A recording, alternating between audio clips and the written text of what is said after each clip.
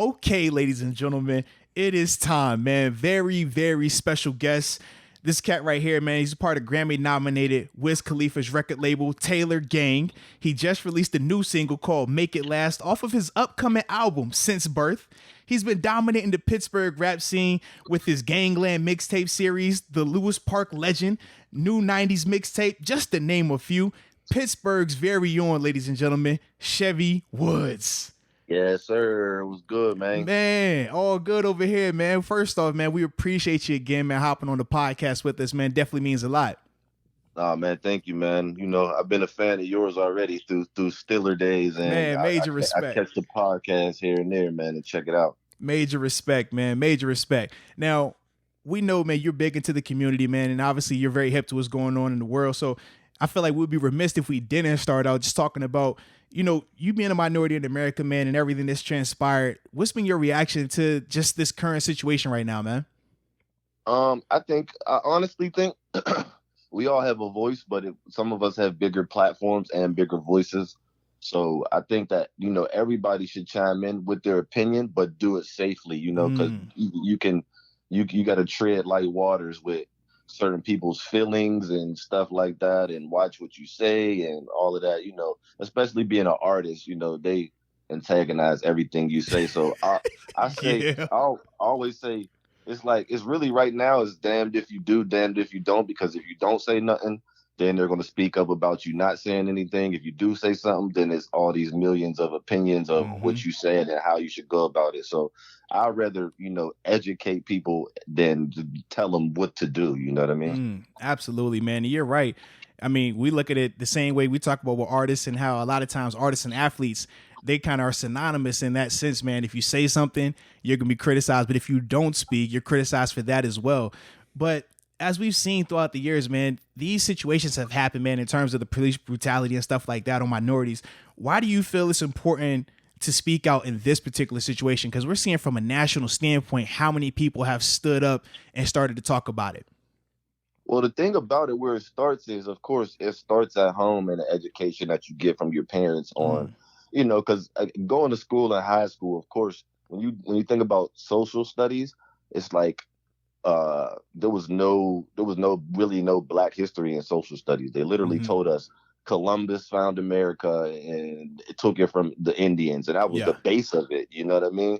So we didn't really know, you know, the history of what was going on until you actually start living it. And I think in the communities, there are no minority. Well, there are some, but there's not a lot of minority like police officers. So the language between people that live in the neighborhood and police is always going to be, you know, divided, because when you're looking at somebody to educate you, you're trying to see somebody that knows what they're talking about, that been through the things that you've been through. But it's a disconnect with that, because you can't talk to, and I have white friends, of course, and all that, business and just friendship in general, but they have no idea of what, like, we go through on a daily basis. We wake up with this shit, you know what I'm saying? Like, it's literally like a fear for some people, and some people, you know, they're strong enough to put up a fight against it, but there are a lot of people that just live in fear on a daily for their kids, for their grandparents, for their dad, their mom, and all that. So we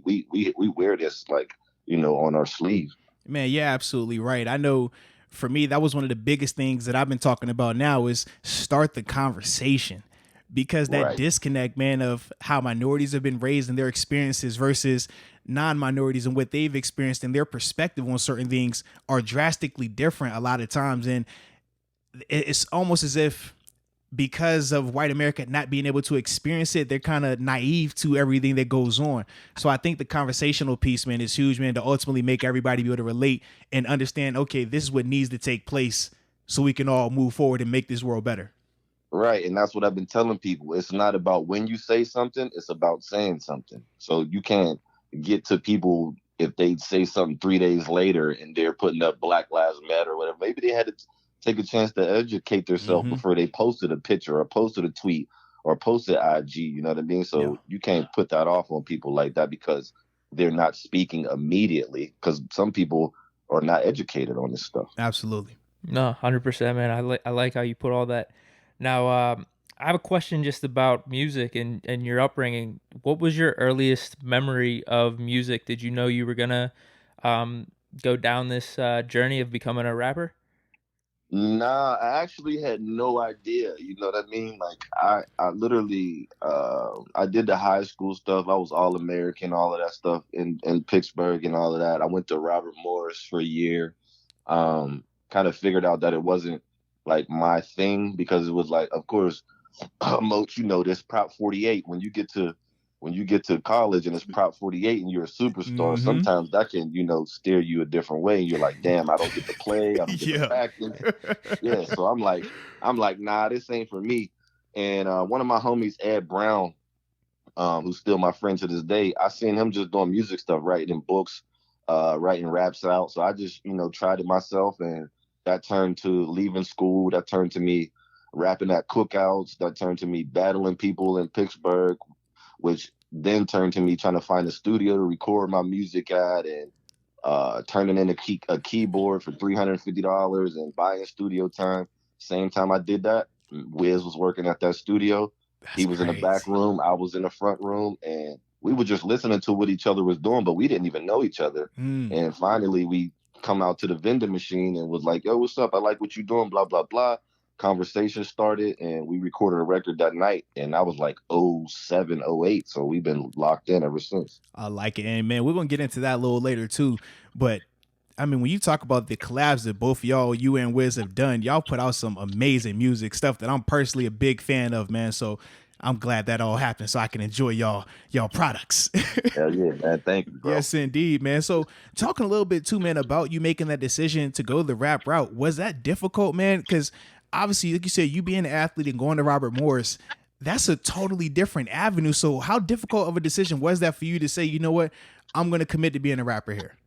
It was super difficult because if we're just being transparent, after I left school, I got into, running around in the streets, which I knew wasn't going to be an occupation forever, you know Mm-hmm. what I mean? Because I seen the decline of people that made it to the top in my neighborhood, and then they either went to jail or they got killed or something like that. So in my mind, the older guys always told me get in, get out, but I never really knew what that meant Mm-hmm. until I had an outlet to get out. So the Mm. outlet was actually music and meeting Wiz and going on tour and him having a bigger dream than what I thought it could be.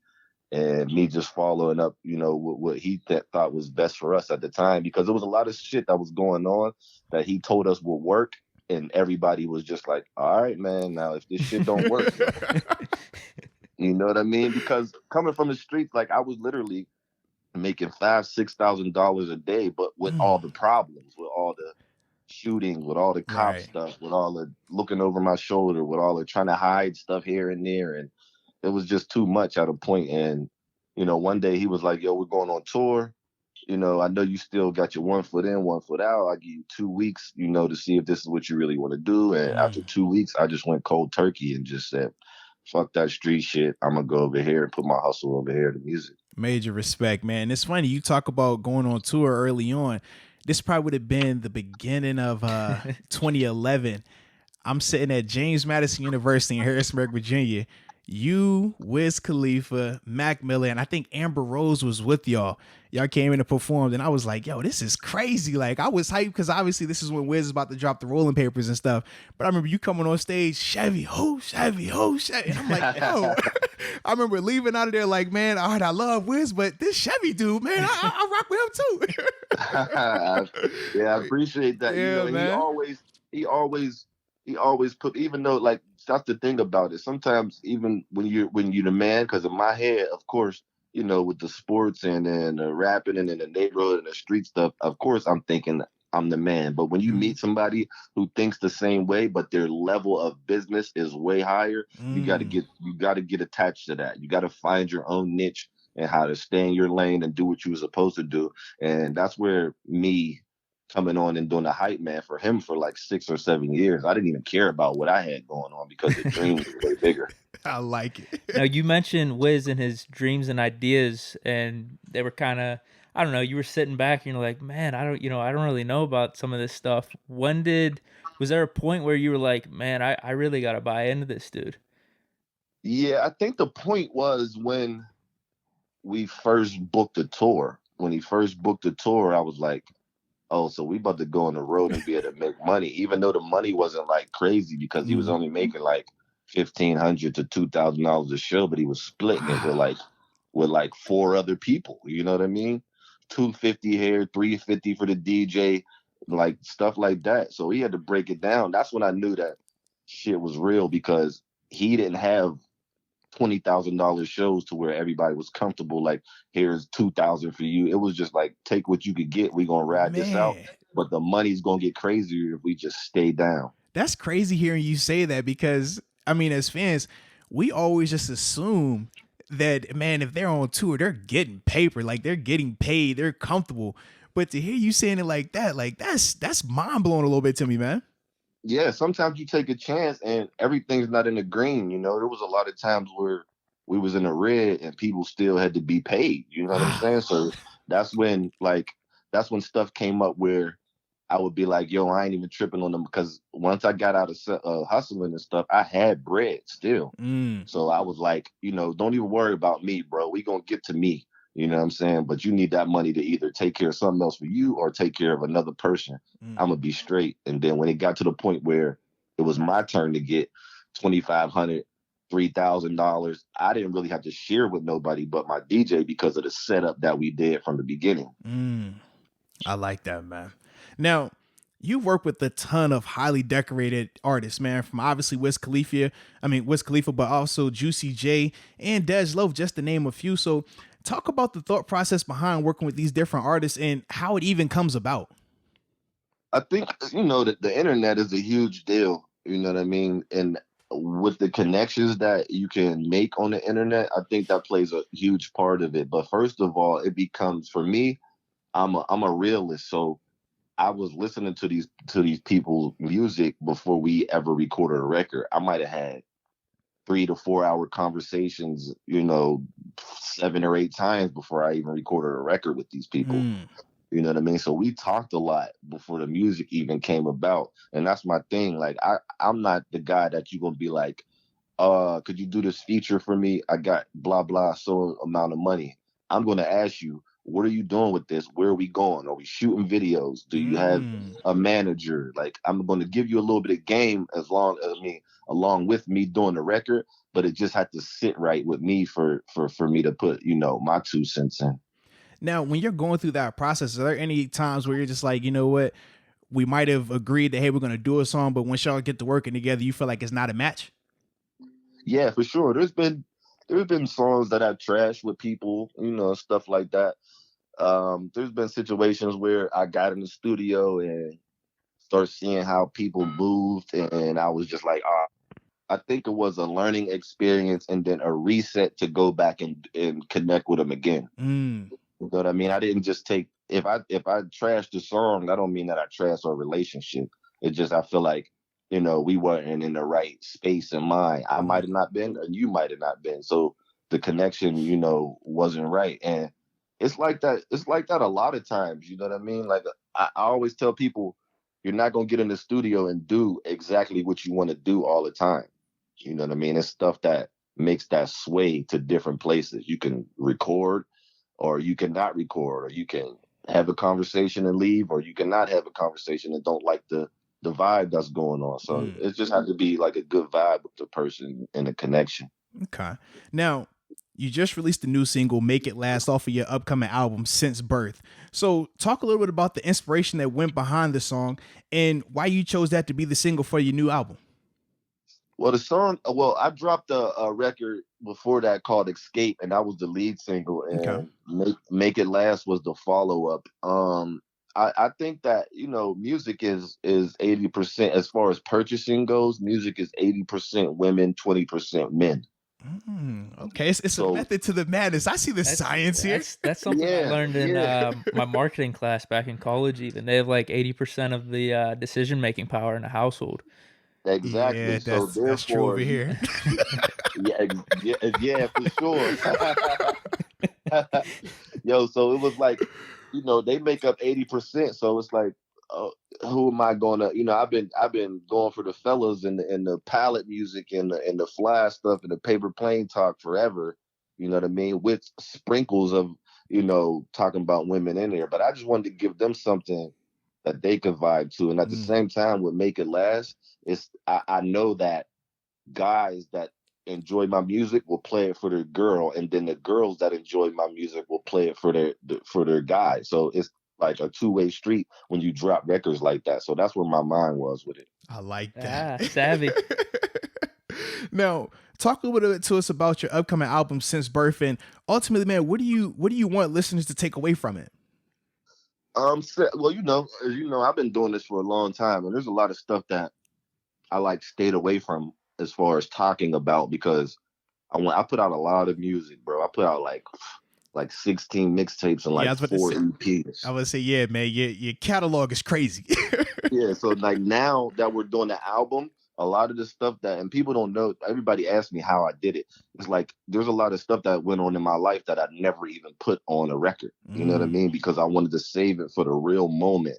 And the album is called Since Birth, is because I feel like now that I'm doing this, I feel like it was destiny, but I had no idea that it was destiny until I got to this point.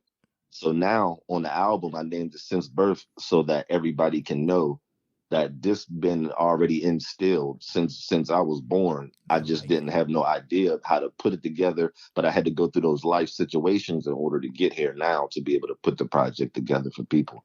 I like that. Now, you speak about life situations. I was listening to an old interview that you did, and you were talking about that time period. I think it was, when you were still hustling in the streets, and you had a change of mindset, and that was based off some conversations you were having that was, opening up your mind to other things outside of the streets.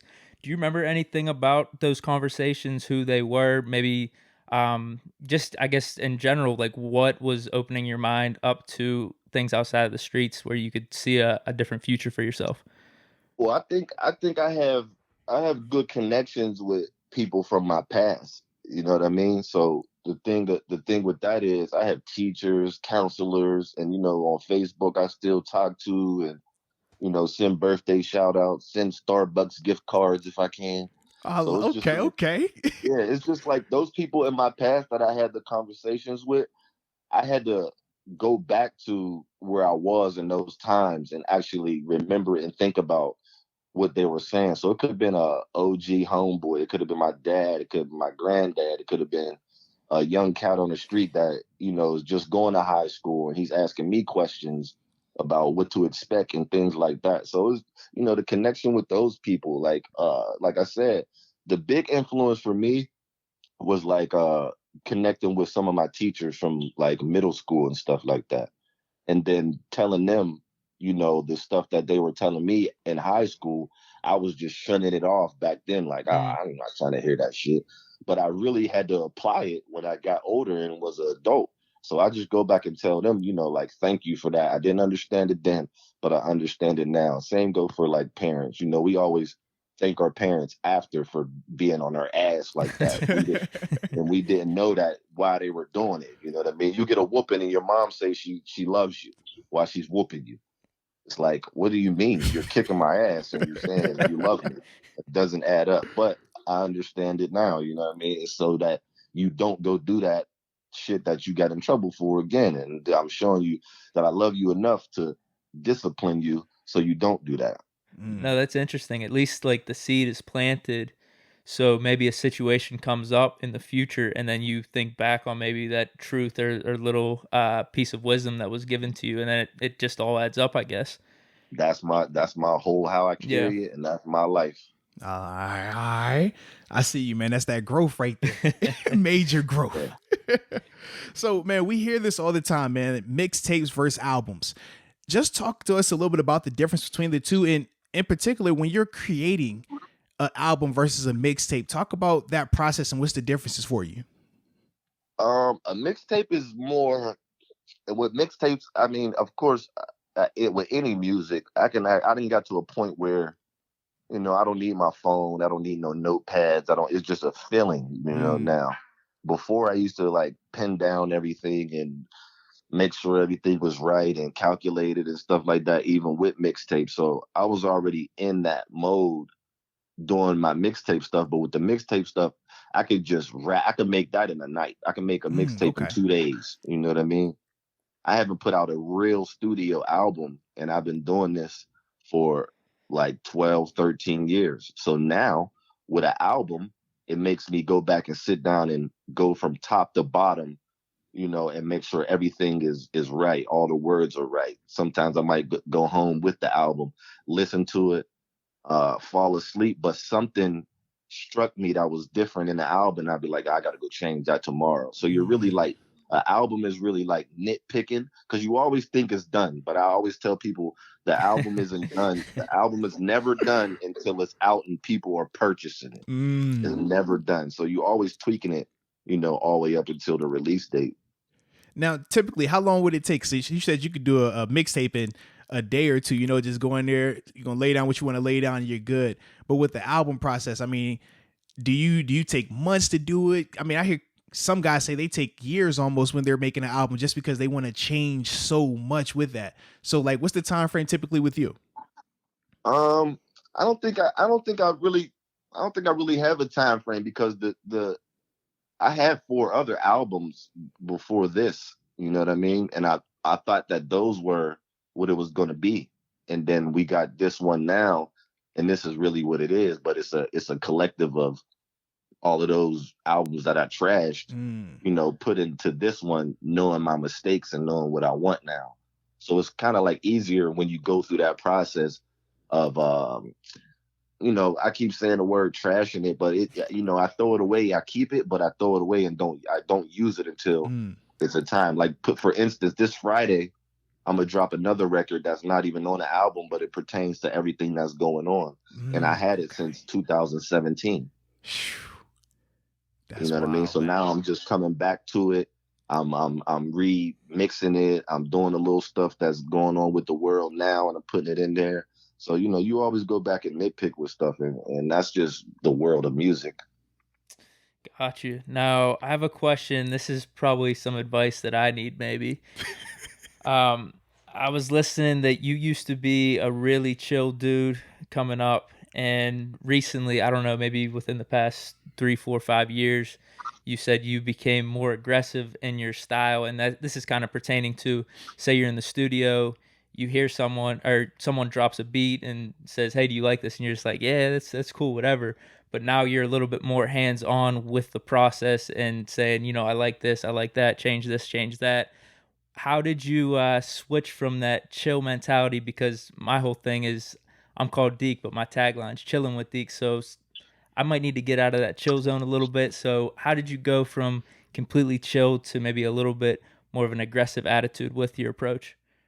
I think beforehand, when I was younger and doing this, I didn't know what I wanted. You know what I mean? It was basically for, clout, as they say back then. You know what I mean? It was just either for clout, for the homies, for some girls or something. I always did it for something, and I never put myself in the forefront to say, "Yo, bro, you need to do this for you."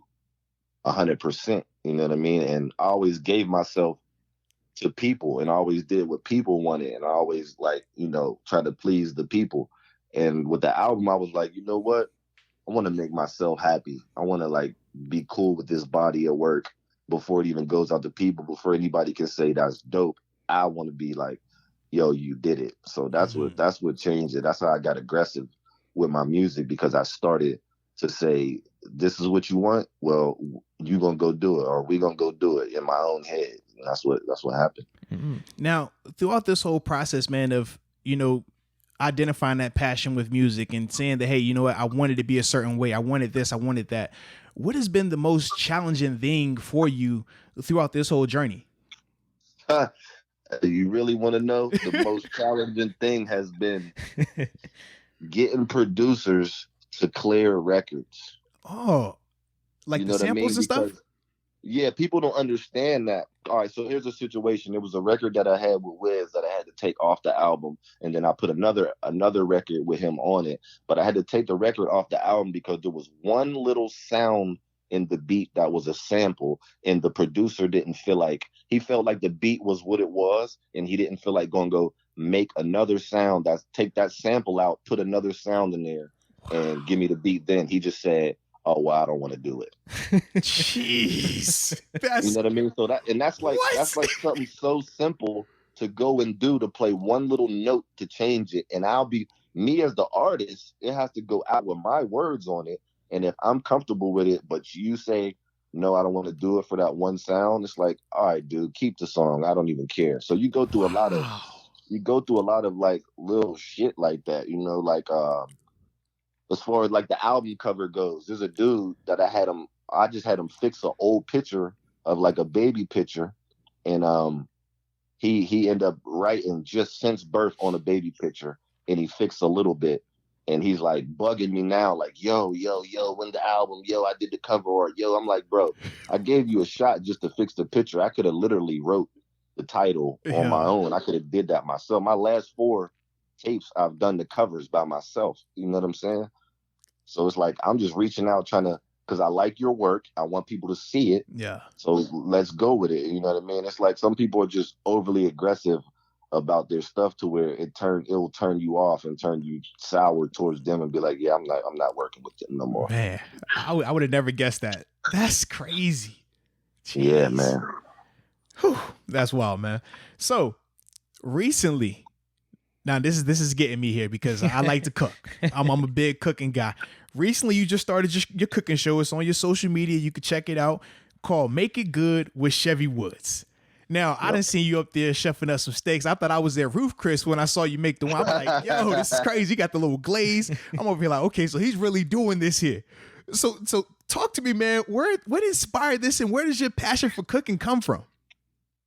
Well, when I was a kid, you know, my grandma and my mom, they stayed in the kitchen. We have a big family, so it was either my grandma's house for Thanksgiving, my mom's, or my uncle's house for Thanksgiving. So I used to always just be in the kitchen, just toying around, you know what I mean, messing with my mom, you know, playing jokes on my grandma and stuff like that. But at the same time, I was watching, you know, back then. And the reason I named it Make It Good is because, you know, I could have said Make It Good with all the measurements with Chevy Woods, but that's not Make It Good to me. Make It Good to me is my mom knows how to do it. She doesn't have a recipe. She just has the way that she goes about cooking things the same way every time so that it tastes good. So that's where the Make It Good came from. And one day I was on an Xbox, and my homie Rick Grant, who is a comedian, he actually was like, Make It Good. And he just had said it on the Xbox. And I was like, you know what? That's a show, bro. And it rhymes. I'm like, yeah, Make It Good with Chevy Woods. And it surprises him now that, you know, I'm on my 5th episode, and I actually got that from him. So I just watched, you know, family members cook and you know, got connected with that in a real way, to a point now I just show people that, you know, I can do it. And everybody's going to say, oh, you don't do it this way. You don't do it this way. But I always tell them it's called Make It Good, not make it good the way that people think you should. That's not the deal. Well, and I like the fact, too, that you said that, man, because it's easy. I feel like sometimes it's just, okay, this guy put a video out with these measurements and that, and it's easy to follow those directions. I think it's a lot tougher, though, when you're doing it how you're doing it, man.